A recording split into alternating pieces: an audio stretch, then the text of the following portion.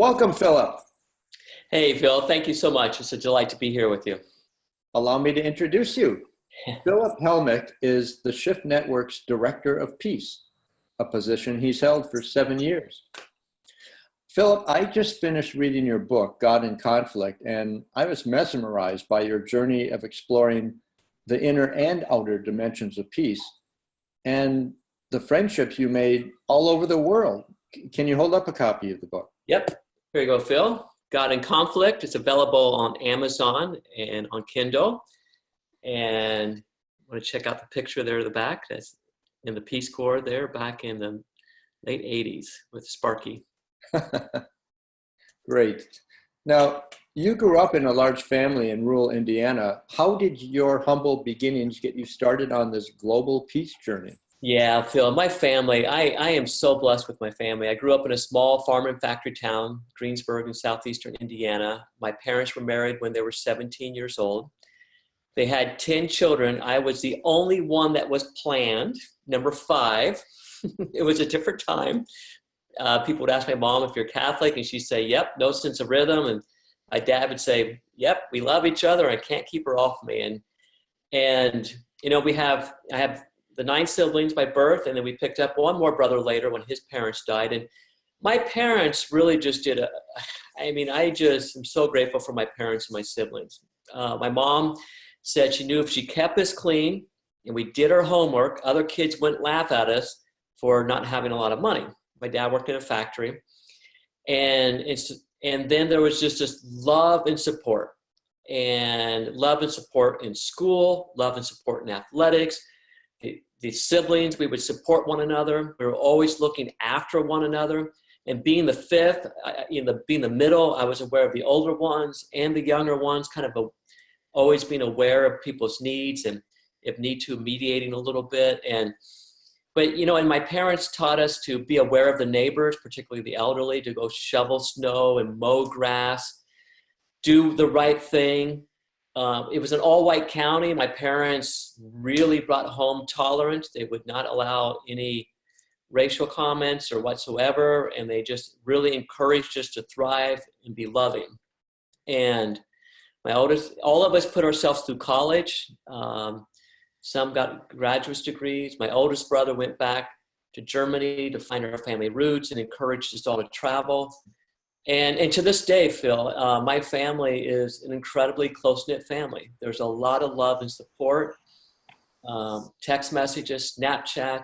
Text messages, there will be between mom and dad, my 10 siblings, there will be anywhere from 15 to 30 messages a day. And so that foundation of basic goodness, taking care of one another, love and support, and acceptance of others, and tolerance and service, it really created the foundation of who I am and really set the foundation for going off to start exploring peace building. Speaking of which, after college, you went to live in Sierra Leone for 4 years working with the Peace Corps. How did that experience change you? Or perhaps the better question is, how did it not change you? Oh, God, Phil. As mentioned, I grew up in this farm and factory town and southeastern Indiana, all white county. And then I went off to the Peace Corps. My brother Tom had done a medical service, a residency in Liberia, and I heard about it, and friends applied to Peace Corps. So I applied, and I picked Sierra Leone because it's next to Liberia. And I was going to stay 2 years, ended up staying 4 years because I just fell in love with the people. I was assigned to Cagberry, a small remote village, about 30 houses, about 300 people out in the bush. And then after 2 years, moved to Masongbo, another one out in the bush, about 30 houses. No electricity, no running water. And, the communication back home was via aerograms. And I was the only white person, and people in Sierra Leone just opened their hearts and took me into their homes and treated me with so much love and respect just right off the bat. And, it was powerful. There was something about, my friends being subsistent farmers, living on about $1 a day or less, the cycles of the crops, the cycles of the moon, cycle, the rainy season, dry season. And all of this just slowly started to transform me. And again, the basic goodness, the love, the kindness, seeing people be happy with materially very little. There was a deep sense of connection with nature, with the crops, with spirituality. There was Islam and Christianity in the village, and then there was these ancient traditional spiritual just secret societies that would initiate young boys and girls, and all of this just steeped into me. And I remember it was also the first time I could hear the hum of the earth. At times it was so silent, or first time I see the moon shadow, and yet there was this sense of connectedness and belonging. At the same time, it was hard. It was a hard life, physically hard, and high infant mortality rate, and so all of that really, it just really started to transform me in ways that didn't become apparent until I came back to the United States, Phil. And when I came back at that point, I realized how a media fast, the only media was a little bit of shortwave radio, no billboards, and everything was naturally recycled. When I came back to the United States, I was just, it was such a reverse culture shock of seeing the incredible abundance and the waste of water, the waste of, food going out, and the waste, just garbage. And it was mind boggling. It just, I couldn't understand it. And then, people seem to be more fast paced, just seem to be pursuing things. This Western pursuit of happiness through massive consumerism didn't make sense. And I knew it was impacting the environment. I knew it was impacting people in Sierra Leone, like all the hand-me-down clothes that Goodwill and Salvation Army, which I give to, when they can't handle it all, it gets dumped on the market in Sierra Leone, and local textile industries can't compete with that. And the rice exports from the U.S. gets dumped onto the markets of Sierra Leone, and the farmers can't compete with that. And so I could see how this Western pursuit of happiness on an individual, large-scale level through massive consumerism had people seemingly more stressed out, less happy and connected with one another in nature than my friends in Sierra Leone. And so I was just really confused, Phil. And so that's where Sierra Leone became a mirror for me to really revisit, Western lifestyles. I still had a deep connection with my family and love for my family. God, my poor family, when I came back, they didn't know what to think. So, yeah, so that's how Sierra Leone really impacted me. And people in Sierra Leone, my friends there, just deeply opened my heart and provided a mirror to look at lifestyles. During those 4 years, did you come back to the U.S.? I came back once after 2.5 years for Thanksgiving, Christmas, and a wedding. And I think I put on 20 pounds for that time. I did get sick first few months in Sierra Leone. I got sick a little bit, dysentery and malaria and stuff, river blindness and stuff like that. So I came back and I had a joy time, but went back. But it was when I came back and the thought of I didn't know if I wanted to still be in the U.S. My heart was with people in Sierra Leone. The projects we were doing were taking off: fishing lures, water wells. We were doing great work, and I was learning a lot, and I loved the people there. And so, yeah. So I was confused when I came back, Phil. I was ripe with questions. Mm-hmm. When I was reading your book, it really struck me when you said you heard a quiet hum in Africa, which you just referenced. Can you explain what that hum was? It wasn't until later when I started practicing yoga that I realized that there are these subtle sounds that are always available. And in yoga, they would say they're astral sounds. But with the earth, just that stillness, it's just like there's a humming. And later when I taught on the Navajo reservation, just being with the earth, there's a presence. And yoga, jumping forward, yoga really, Kriya yoga and meditation really provided me with an understanding that everything is vibration, and that everything is manifesting through vibration. And if there's stillness, you can actually start to hear these vibrations. And it was funny in Sierra Leone because I went to the missionary doctor and he's like, "Oh, let me give you some volume." His name was Dr. Payne, which was kind of a funny name for a doctor. But it wasn't until later, it's just like, wow, if a person can really be still and go into silence, there's a presence there. And so Sierra Leone was kind of a glimpse into something that would come later. One story in your book that really made me laugh was when a friend of yours in Sierra Leone said, "Crocodile done got Phil Bob." Can you share that story? Oh yeah, okay. So just a brief context, as a kid, I used to fish a lot with my brothers. The biggest fish I ever caught was a 5-pound bass, which was huge. So in Sierra Leone, I went fishing with a friend and her boyfriend, now husband, who had been the director of Carry International. The first fish I caught was 25 pounds, which was just amazing. So I stayed another 2 years, continued with the projects, moved to this village, Masongbo, which was close to a river, so I could fish in the dry season. Only guy with Western gear, and I was catching these huge fish. But there were also crocodiles in the river. I never, I would see tracks of them. And there was one night I went to the river and I just had a bizarre feeling like this is not the night to be in the river. And it was a weird feeling. And so I got kind of into the water, and then I asked Bokri, my friend Bokri Conte, I said, "Bokri, where's the crocodile?" He's like, "Inode, it's not here." And so I started yelling that, I'm here to fish, just to let the crocodile know. But anyway, the feeling was just really strong not to be in the water.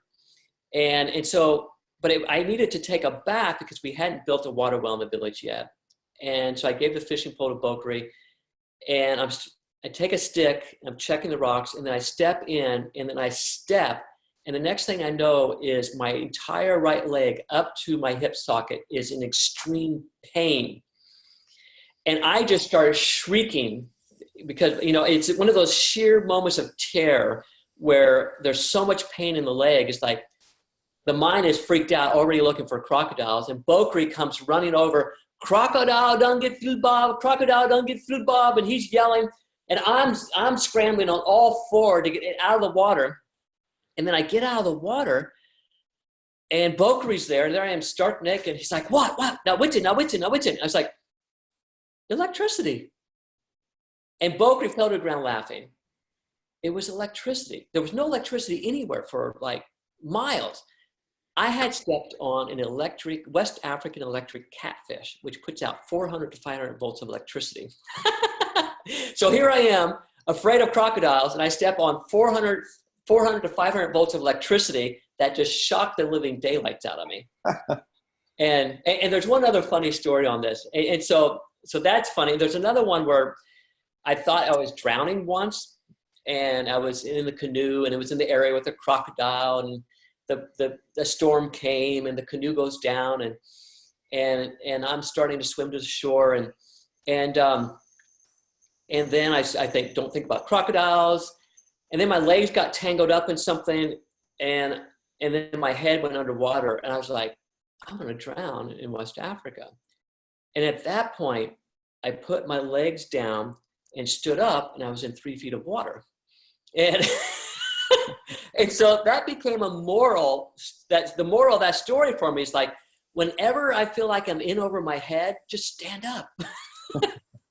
So anyway, lots of stories. And Phil, these fishing trips with my brothers, the Conte brothers, and we would fish, and then we learned how to make fishing lures out of local materials and fast forwarding. They were family. They are family. I don't know if many of them are still alive, but that's the key part, is that deep love and connection with my friends in Sierra Leone. Yeah, those are hilarious stories. And I loved in the book when you wrote about going back after a number of years and seeing them all again, which is getting ahead of ourselves a little bit. But I also wanted to ask that in your book you wrote, arguing over God seemed utterly absurd. like waves on the ocean arguing who knew the ocean better or who was the chosen wave. What brought you to this realization? Well, that's really kind of fast forwarding a little bit. When I came back from Sierra Leone, I was having a hard time with the reverse culture shock. I started doing some writing. I went to Florida lived with some family. And I ended up, someone mentioned the Temple of the Universe, and I went out to hear Michael Singer, who also goes by Mickey Singer, talk. People will recognize Michael Singer. He has since written 2 New York Times best-selling books. One is The Untethered Soul, and the other is The Surrender Experiment. And that really started a journey for me. And I think Mickey said it really well in one of my first meetings with him. And, this is back in 89, 90. And so when you read The Surrender Experiment, this is when Mickey was just starting to get his software business going. And I remember I went to Mickey and I was talking with him about, the way things were in Africa, the starvation and the pursuit of happiness and this and that. And he looked at me and he asked, "Who asked you how it should be?" And I was confused. I didn't understand what he was doing. And then he said, "Look, if the planet Pluto was orbiting in a way that you did not like, what are you going to do about it?" And that just confused the daylights out of me. And then he said, "Look, there are billions and hundreds of billions of stars in the Milky Way galaxy and planets." And he's like, "There's hundreds of billions," and later you find out there's over 2 trillion galaxies. And Mickey said, all of it is guided by an intelligence. All you got to do is turn to that intelligence and it will guide you in a way that you can never imagine.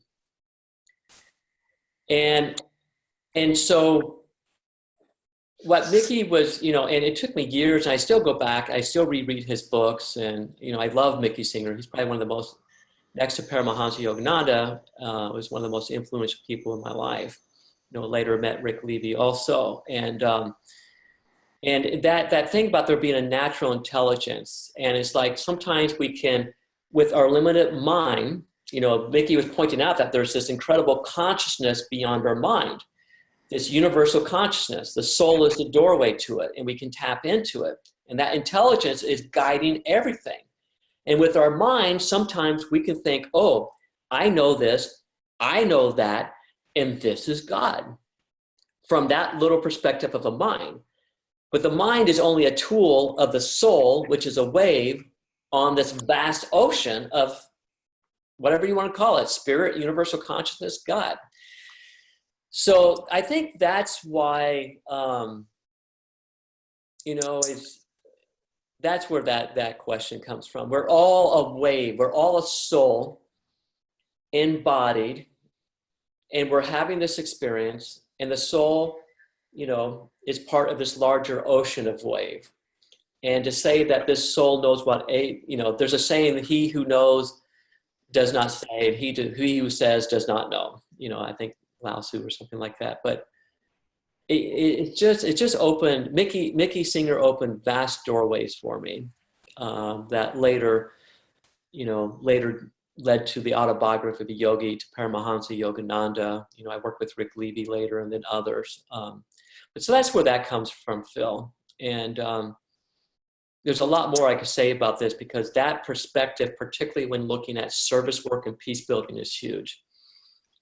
Yeah, I know that Mickey played a pivotal role in your spiritual unfoldment, and you talk about that very clearly in your book, watching your spiritual awareness grow from meeting him to your experiences later on until things dawn on you.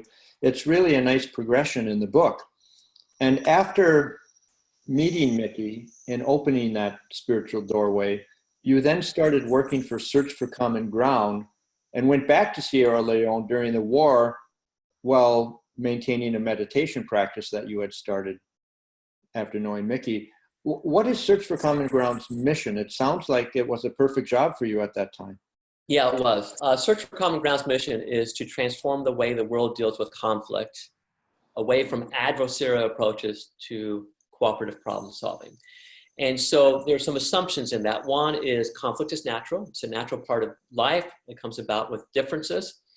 And also there are assumptions there, and not to jump ahead, that I think really speak to the mystical traditions in neuroscience, is that there's assumptions of the basic goodness in humanity that can be leveraged. And so Search for Common Ground is a place that would see that, you know, in conflict, there would be these tendency to go towards polarization.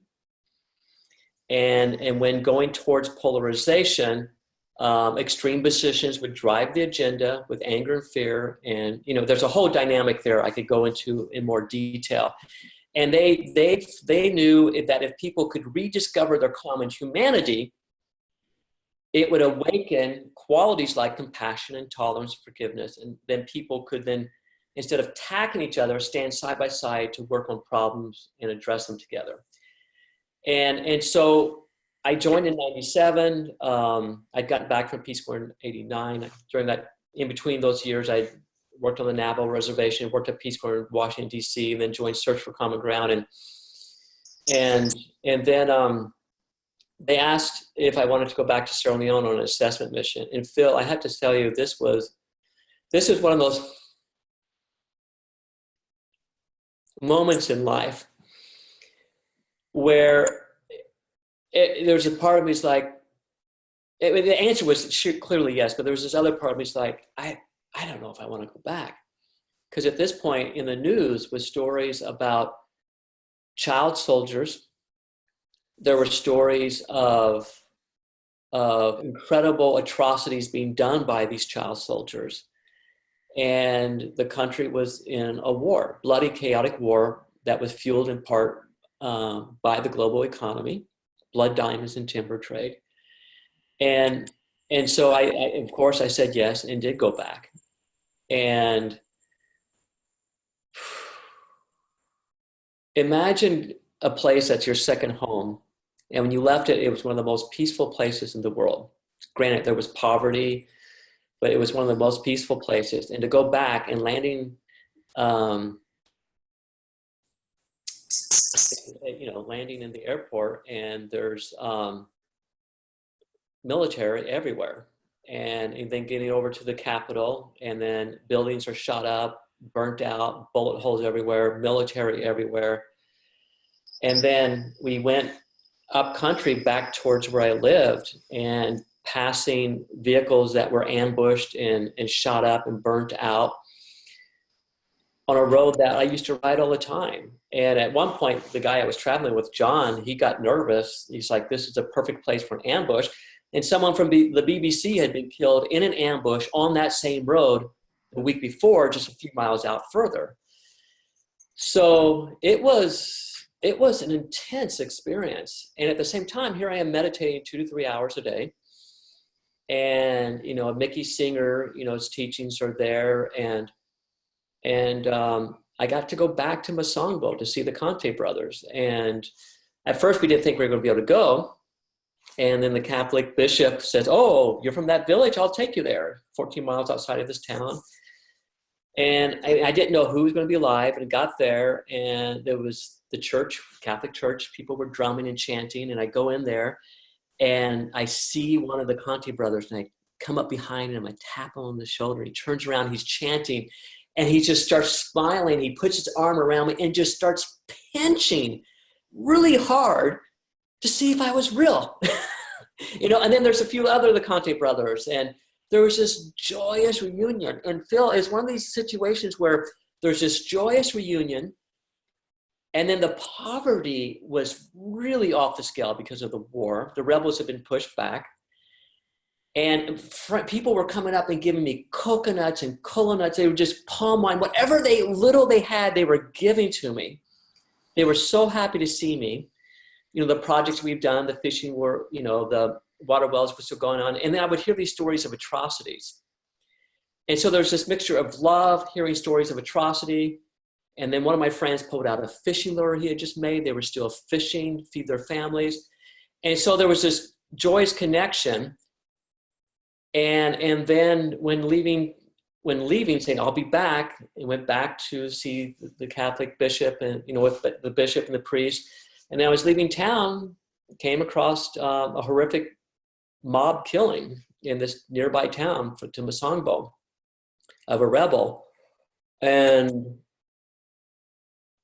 I was within feet of it and got these horrific pictures. And I remember I came back to Washington, D.C., and then I came into the office one day and someone put the New York Times on my desk. On the front page was a picture of a woman with both arms cut off from that area where I had just been and the rebels had come back through. And so this was a pretty intense initiation into just throwing myself at the feet of this yoga meditation tradition. And Yogananda was saying, if you ever want a response, you pray to the Divine Mother. And I just threw myself into that. And there was so much shock in the system. My friend Rick Levy helped a lot with that. But there was just so much shock in the system that I just really threw myself deeper into meditation and seeking God and looking and later in the book, I talk about these experiences that were happening. It's generally not great to talk about mystical experiences, but basically starting to have mystical experiences. And then later, 2 years later, starting to make regular trips back to Sierra Leone, Liberia, and Congo, and Rwanda, and Burundi, and Guinea, and all across sub-Saharan Africa. While meditating, and different times, there would be these periods where, remember once there was like an attempted coup attempt that I barely missed, and then going to meditations, there's this ecstatic experience of love. And so that became a driver. It's like, how can there be these states of consciousness, which Mickey Singer had shed light to me, Paramahansa Yogananda talked about, Rick Levy and others, and in yoga, they say they're scientific. You go in, you do this, and this. You're not seeking experience, but sometimes they can happen. And so I started to really question, like, how can there be this ecstatic, deep, divine love and hell on earth with people that I know? Some of my friends were killed, some were raped, many were beaten, what little they had was stolen.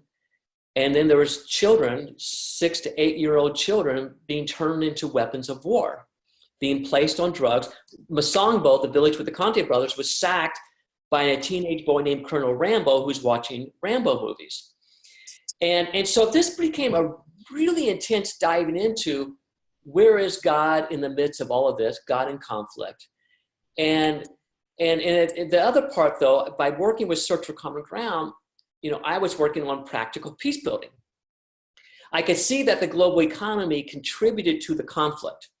I could see that the unconscious Western pursuit of happiness through massive consumerism, blood diamonds, timber trade, dumping AK-47s on the market, whether coming from Ukraine. The UN Security Council, the permanent members are the leading exporters of weapons in the world. There's an economic factor there. I could see how the larger lack of inner peace and the Western pursuit of happiness tangibly contributed to the conflict. And I could see that the peace building work of Search for Common Ground was awakening compassion, tolerance, and forgiveness in very grounded, practical ways. We had a radio program with many different programs with a studio that was reaching 89% of the country and was having measurable impact. And so through this, I could see that there is this deeper essence in humanity. There's also incredible fear that can be triggered that can lead people to horrific things. And that sense of separation is underlying that sense of conflict. And so on a practical peace building level, it's helped people rediscover their common humanity. And then on the mystical level, what we're doing is on the yoga level, we're going into ourself, any kind of sense of separation between the ego and the soul. So Phil, it was such an intensely ripe time, those years of making these trips all across sub-Saharan Africa, in and out of places where Search for Common Ground had these amazing programs, Hutus and Tutsis co-producing radio programs within a year of the genocide in Burundi. Meeting, one woman who lost 79 members of her family to ethnic violence, co-producing radio programs. I would see people doing just heroic acts of peace building, and that they would bring out this compassion on entire society levels. And then there was this ancient yogic tradition. The same principles were being applied. And so it was ripe, Phil. It was just such a ripe, and I have so much passion for it because, there's something about, again, many friends were killed. And so there's a passion here for me around what is this. I like to say inner peace is a global responsibility, or inner peace is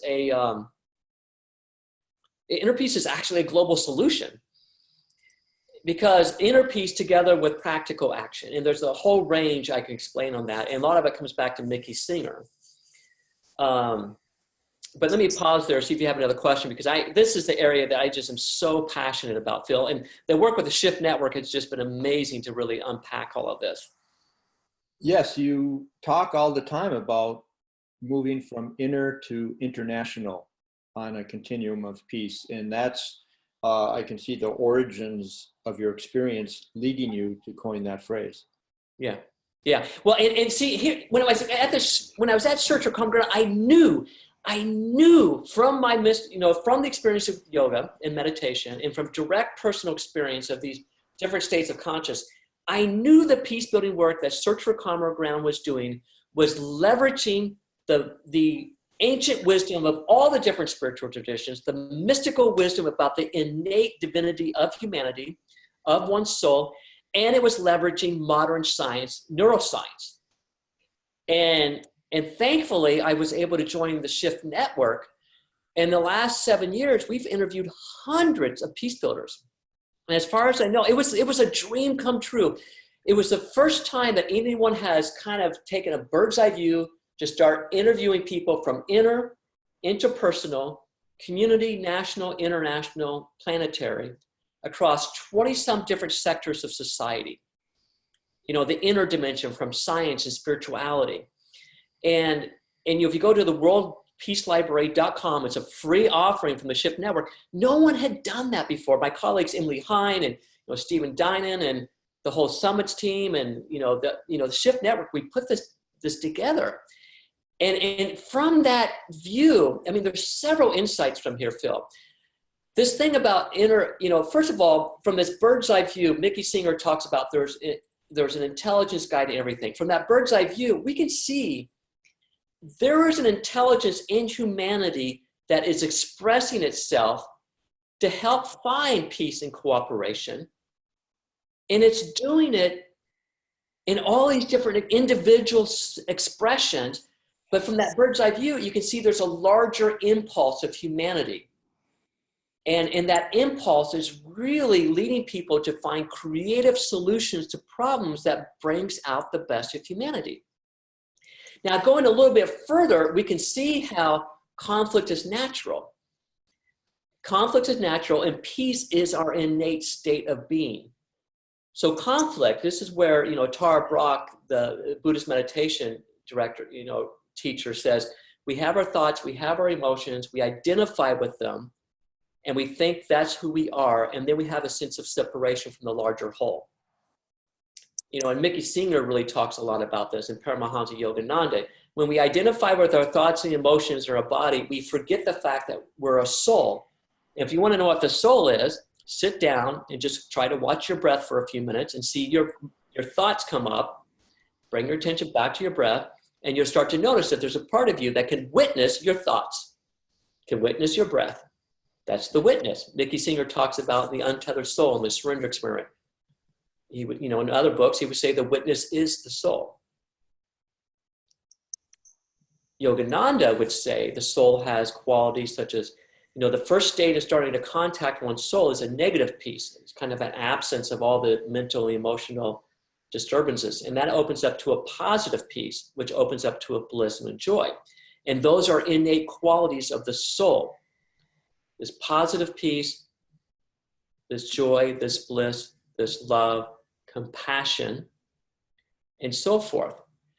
So I like to say now, people ask me what peace building is. Peace, love, and compassion are qualities of the soul.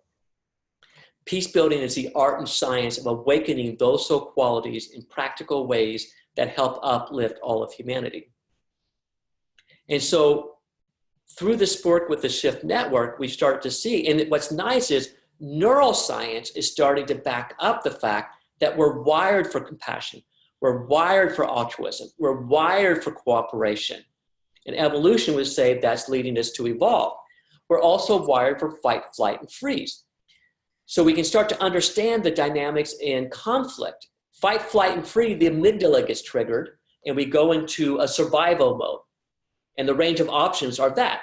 And so when there's fear, and we also start to narrow identity down to one, Hutu, Tutsi, Democrat, Republican, Israeli, Palestinian. And we see that happens in conflict. Search for common ground would help people reestablish their common humanity, see their overlapping identities. Oh, I'm a brother, I'm an uncle, I'm a family person, I love to garden, I love music, the whole range, and it starts to awaken compassion. Another person I love that I interviewed in the World Peace Library, Richard Miller, there's an interview there on inner peace as a global responsibility, and he's been teaching Nidra Yoga to veterans with PTSD, and he's able to say which part of the brain gets activated when we go into these yogic states. And here's the part that I think is about inner peace really being a potential global solution. Richard Miller documented when he works with people with PTSD, they go into, using yoga, they go into a non-dual state. It relaxes the trauma, starts to heal the trauma, and starts to open up the higher faculties of the brain. And what it also does, so you can see a wider range of solutions, but it also helps a person have compassion for others, see that they're interconnected, interdependent with beyond their self, particularly when you're fearful. And what it also does is it helps a person see their life purpose at this particular time, usually in service for others. This is really key about the whole inner peace part, is when a person is able to do the work. And again, Mickey Singer's book, The Untethered Soul, the Surrender Experiment, and there's a wide range of different traditions that help a person learn to go from being triggered to tap into these deeper inner states of consciousness, and then to awaken that sense of compassion, and then a sense of purpose in service of a larger whole. And you can also then start to tap into this universal field of consciousness where intuition, in Mickey Singer's Surrender book, talks about, there's this intuition we can tap into that our mind can start to implement. And so as more and more people go into whatever tradition it is, mindfulness, yoga, start to do these, and then you layer that with practical action. And, with the Shift Network, with the Peace Ambassador training, we were able to, teach 1,100 people in 45 countries how to have a foundation in this area. And we'll layer on top of that compassion exercises, forgiveness, and then on top of that, communication exercises. Then you can see how we all can become better instruments of peace. So I feel I am outrageously passionate about all of this because it's just been an incredible journey. It's not a journey for the faint of heart. Oh my God. And it's still, there's always challenges.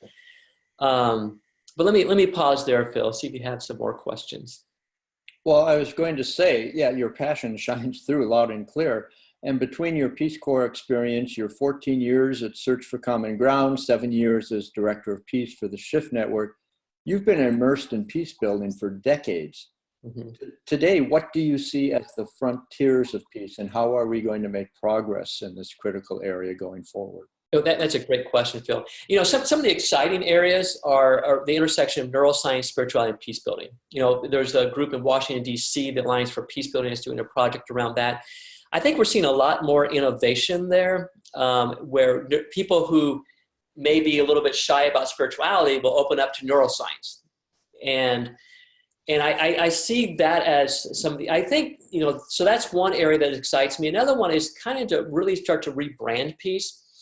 and into more mainstream. And peace.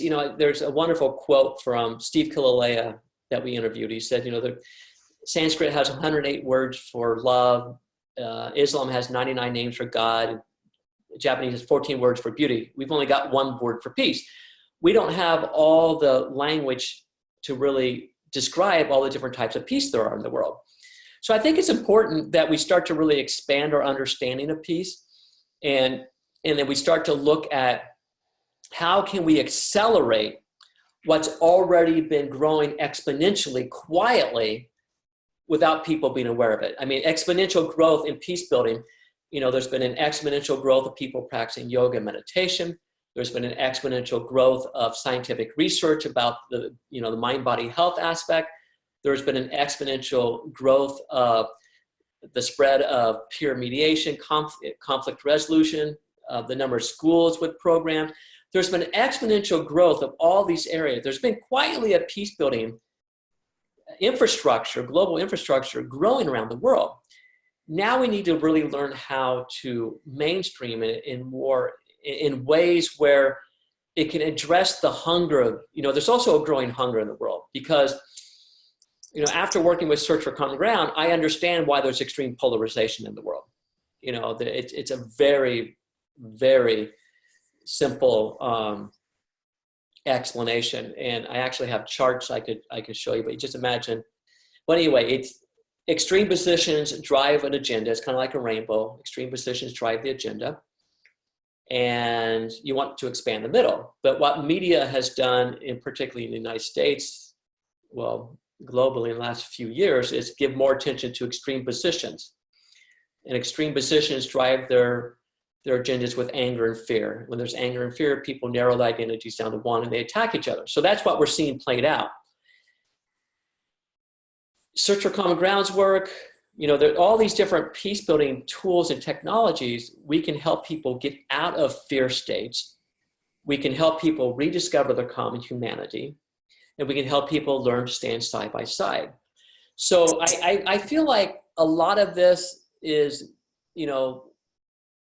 can be accelerated. In the Shift Network, we're in conversations with group all the time, with Alliance for Peace Building. We're conversations with a wide range of groups. How do we help the peace building arena move outside of the bubble it's in? And also, how do we help people who are spiritually oriented layer on top of their spiritual practices, practical, interpersonal and community peace building skills? And so I think we're at a place where there's enough pain in the world in terms of, if anyone who watches the news and who might get frustrated around the way politics are done in the United States and others, that there's enough hunger here that if we can just find the ways to more mainstream techniques and information, and where people can meet people where they are in a language that works for them, where they can apply different tools and have their own direct experiences. So that's what I see at the frontier. And at the same time, Mickey Singer would remind us there is a natural intelligence. It's guiding everything. And yes, believe me, that's still hard to surrender to when having seen the things that I've seen. So I think what all of us can do is have our daily practices, make a commitment to really tap inside, and then serve whatever is in front of us with as much love as we possibly can. So Phil, that's a little bit of a long-winded answer without wanting to pull out the graphs. I mean, I love this part about polarization and how to move beyond it, because I know we can. I've seen it. And so. Wow, that's great. I've seen the fruits of your labors, and it's really wonderful to see. Thank you for sharing your thoughts about and experience with peace building, Philip. I really enjoyed this conversation, and I know it will touch many people in important and essential ways, and I am blessed to call you my friend. Well, it's mutual, Phil. I am grateful to call you a dear friend and a fellow colleague. And we want to send people to the worldpeacelibrary.com. There's hundreds of interviews in there.